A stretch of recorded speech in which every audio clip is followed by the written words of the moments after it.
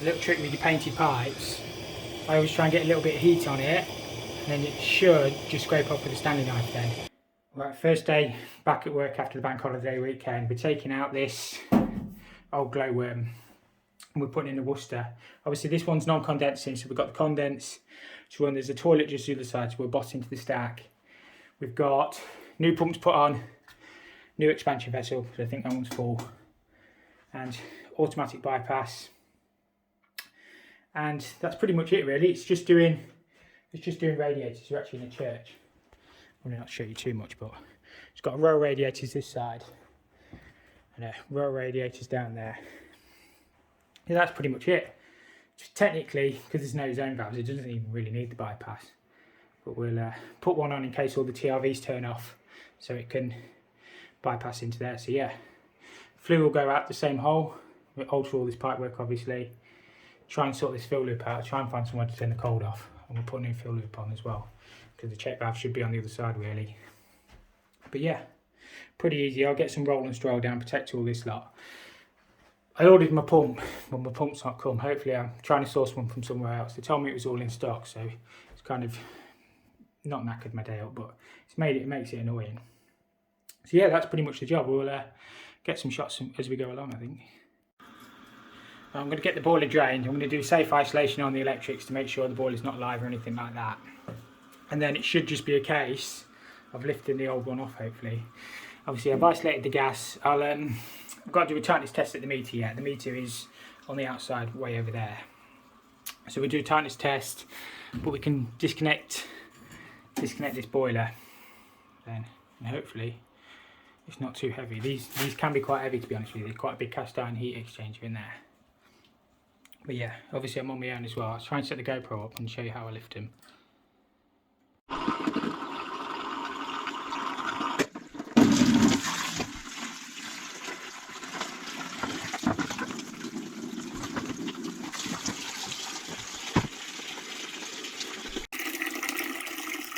Because there's no drain off tap on the boiler, I was hoping just to whip the expansion vessel up and just let it drain into my bucket. Hopefully that'll stop in a second. I might just run in quickly getting in the bucket. I already opened the pressure relief obviously, but hopefully that'll stop. The water's not looking too dirty. Looks like it's got some in here between as well. Obviously there was already rubbish in my bucket, but hopefully that'll stop in a second. So here I'm just disconnecting the flue and disconnecting the flow and return off the top of the boiler.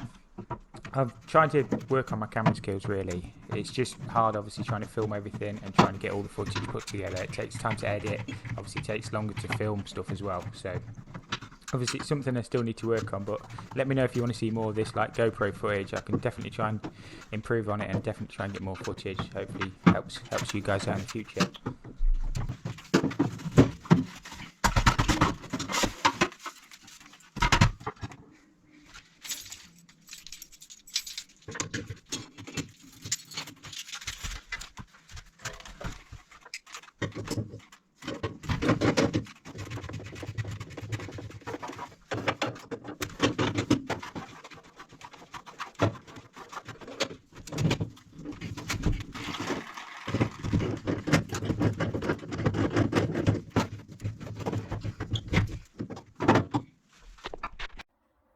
So I've disconnected my flow and return and the flue off the top of the boiler. I just need to undo these two brackets. I don't know if there's one at the bottom on these, but then in theory, once I've got the electrics disconnected, the whole lot will lift off. It will be heavy, but it is what it is.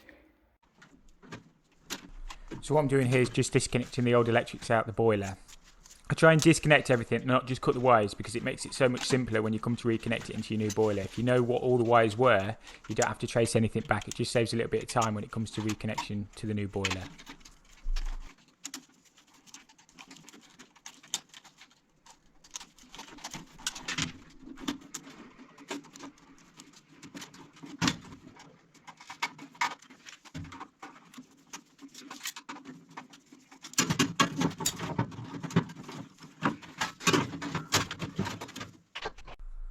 So what I'm doing here is just cutting my gas pipe off. I'd actually tried to lift the boiler off once before, but it was catching on the gas pipe, I think. I disconnected it out of the gas valve, but it was still getting caught. It was quite awkward to cut with the pipe slice. But what I did before was put one of the brackets back on top, because I was concerned as soon as I cut that gas pipe, the boiler was going to drop on my head. So in a second, I nip back up on my steps, take the bracket off, and then just lift the boiler off. It was quite a heavy lift. I think the manual said it was 65 kilos empty, but this one obviously had water in, so it was probably around 72 kilos. So if you're not capable of lifting it, it should really be a 2-person lift anyway, but this is the real world, so you can't always send 2 people to a job. But I'm more than happy lifting that sort of weight. But as I say, they are tricky, but you just got to do what you got to do sometimes.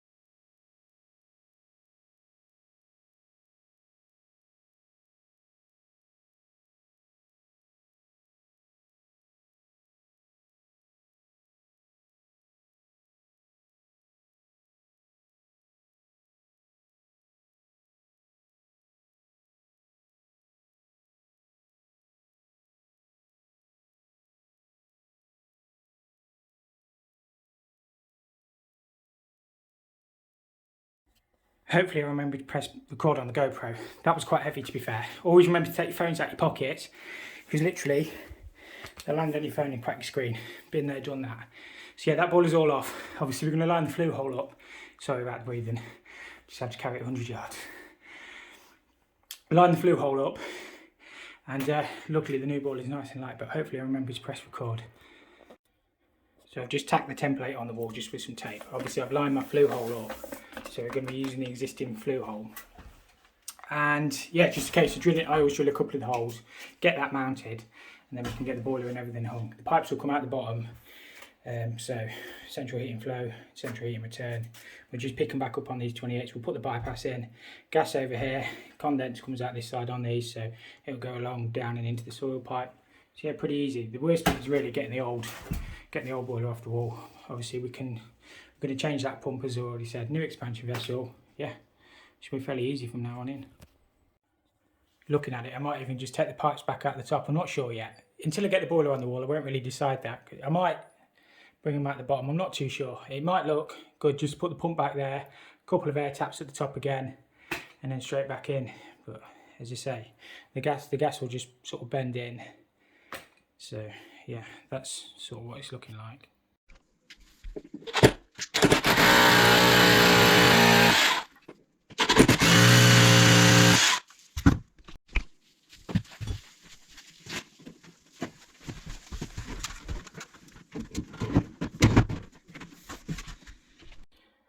Right, I've just levelled my bracket up. Obviously I'm going to bang a lot more bigger screws in here yet, so I'll get a nice solid fixing. We are on a brick wall, so you don't need to put every single one in. As long as basically you're the gas engineer, you need to make sure that that bracket is going to hold the weight of the appliance. So it's up to your judgment. Obviously don't fix them on a plasterboard wall or anything stupid like that, because it's just going to drop off. Right, boiler's all on the wall. What I'm hoping to do is I've got a 28mm Worcester system fill. I'm going to put that in there. Obviously when my new pump comes, I'm going to change that. That should fit back in the same space. I'm obviously going to put new valves on as well. I'll probably change that PRV. Not too sure what I'm going to do with that bypass. I've got a 22mm angled one, so I'll just probably alter that and then bring it back in on itself. But hopefully my flow and return shouldn't be too bad. I'll probably end up lifting that return up a little bit because I want to get my flow underneath and the other flow across. My return comes out on this side, so that'll nearly go straight back in. That flow will go across. I might even use these. Don't know, I might change them yet. Not too sure. But these are good air tabs, to be honest with you, because they fit a standard like bleed key. So I might even use them again if I can. We'll have a look.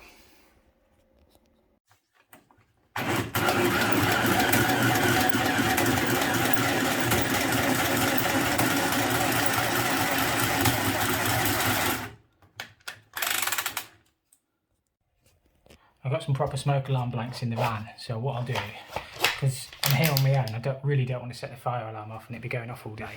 So I'll go around and blank all the ones off and I'll shut the door. I'll probably leave that flue hole open so any soldering, flux and smoke and stuff goes outside. Because as I say, I can't be dealing with that going off all day. A little trick with your painted pipes, I always try and get a little bit of heat on it and then it should just scrape off with a Stanley knife then. Obviously I'm going on to here with compression anyway, so it didn't have to be, you know, it needs to be clean, but it's not like I'm soldering. So we'll just heat that up for 30 seconds or so, and then we'll give it a scrape off. You can see the paint starting to bubble, and that should all just clean up nicely with a bit of steel wool then. So I've prepped that pipe up. I always put a little bit of jointing compound just on the end of my fitting like that. You don't have to, but that's how I've always done it. I've probably used a little bit too much there, if anything, trying to do it left-handed. But that will never leak. So that's the stuff I use anyway. And then we just tighten that up and that'll be fine. So these boilers come with the pre-piping kit to take it up behind. So they connect on the bottom under there with compressions, and then they come up behind, and then these take you on to 28mm, so you can. I know some people are saying in the comments, oh, you should rip it all out and start again. But once the copper's cleaned up, it's like brand new anyway. There's absolutely nothing wrong with it. So that's my return. It's probably a little bit hot, so I'm not touching that end. It's like, if you were to rip it all out, where do you stop with the pipe work? Do you cut it off down at the T's? But it's just a boiler replacement at the end of the day. So it's like, you will not win the job if you quote to do more than you need to. Like, if I were to quote to rip all these T's out at the bottom and replace all that pipe work, there's absolutely no need. I probably won't win the job. So you've got to be competitive, but do a good job at the same time.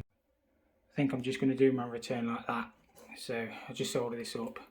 There's not too much more you can do with the pipe work anyway. Whatever you do, you're always going to see the pipes. It's just about trying to keep them as neat as you can.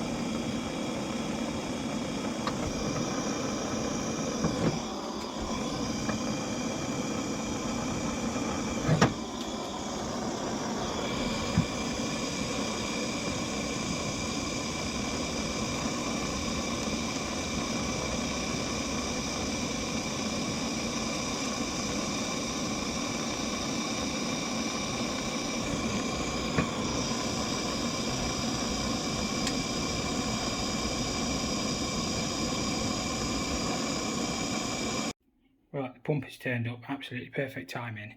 So I'm going to get that. I use the rubber pump washers. That'll sit on there. Obviously I'll get the arrow going the right way. It's probably going the wrong way at the minute. I can always spin the head around anyway. And then the flow will just come across and then in. Nice and easy. That's pretty much how the flow pipe is going to go on it. I've just put that clip on there just to help support it. I'll probably take that off when I'm done, because it doesn't really need it, it's just when I'm soldering. So I'll put an air tap up there, come across into the flow, and then just to bypass the sort and the gas, and the expansion vessel as well. But yeah, getting most of it done. What I'm going to do is cut a T in here, because at the minute my PRV's there, obviously I've now got valves in between my boiler, which obviously we can't have. So I need to get the PRV on that side of the boiler, whether I cut it in there or something, because if you just shut them two valves off, effectively you've blocked it from the vent or the safety. So that's what I'm going to do. What I'm probably going to do is just move my filter to there, so it's the other side of the expansion then, in which case we're fine. Obviously we can't have anything coming off before the boiler, if that makes sense, because obviously we've got effectively a heat source and no safety. So we'll just move that quickly. Right, so I've just soldered that bit back in. The lagging will cover it anyway, so you'll never see that. It is what it is. My foot was going to go down here. I just sweated that old gate valve off. I'm going to put my automatic bypass in there, and then just got the gas to do. And obviously condensing bits, but coming together. I just made a slight error. Everybody makes mistakes. As long as you realise your mistake, that's the main thing. Right, I've just got my gas to connect in. All I'm going to do is bend it, kick it onto these other two, and then straight into the top of there, hopefully. So it gives it least resistance. It is all, I'll show you on the outside in a second anyway, but it's all, should all be the right size, but we'll have a look at it. So I've just bent all this up in one, and then it just connects into the boiler just under there. So what I'll do is I'll do my tightness test, and then I'll put some tape on this pipe. Obviously, because it's a commercial setting, you should really identify the gas pipe. So always do your tightness test first though, because in theory, if that's got a pinhole in the pipe, putting tape over it might seal it. So tightness test and then tape it. But it's coming together.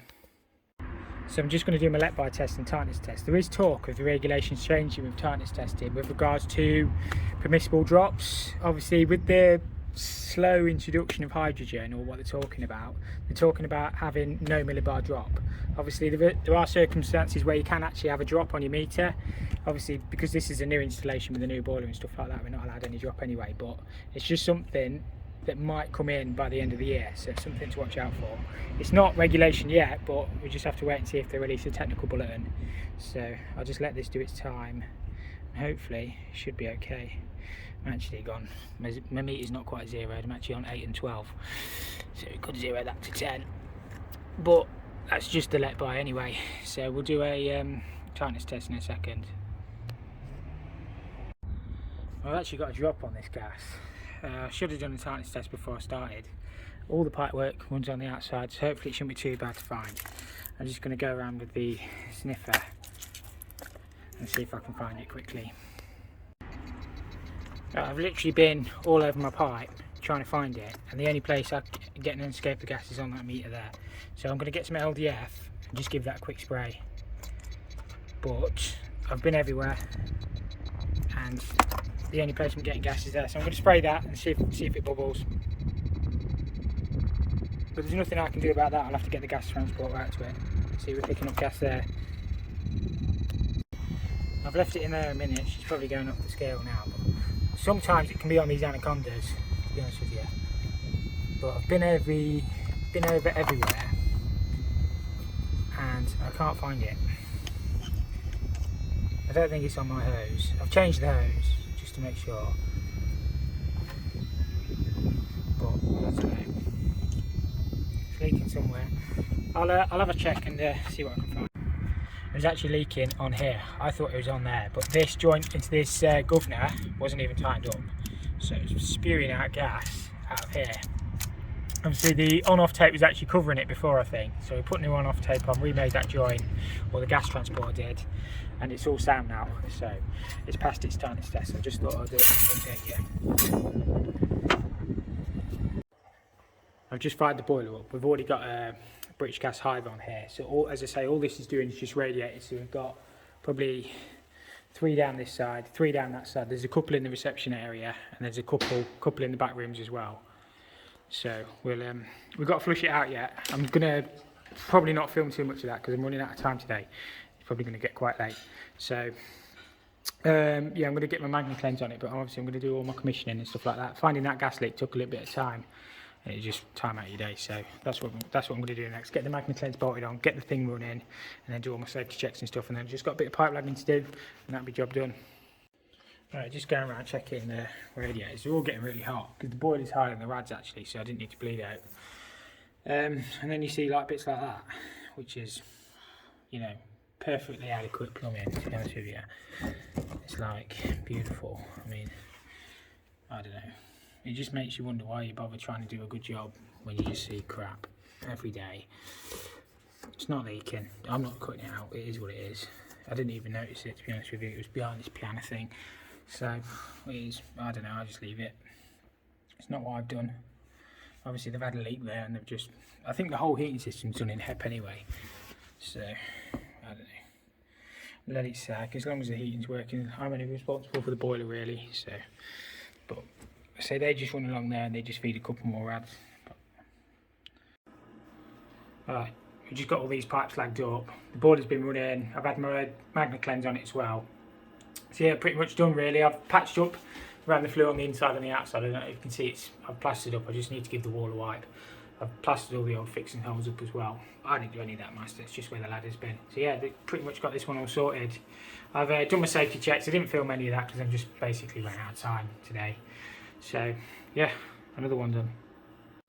So I just realised I forgot to film an outro for the video. I was going to film one later on in the week, but I completely ran out of time. I've just been so much under pressure, it's been crazy.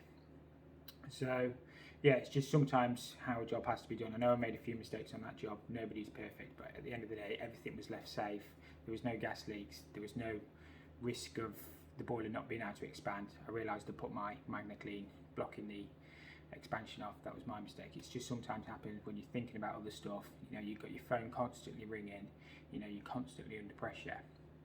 But that's on me. So obviously the job is always left safe at the end of the day, which is the most important thing. So thank you for watching this week. I really do appreciate all the support and stuff. As I say, I wanted to film so much more this week, but it's just been a bad week. So it is what it is. But yeah, as I say, appreciate all the support, and I will see you in the next episode. I'll try and do 2 videos a week.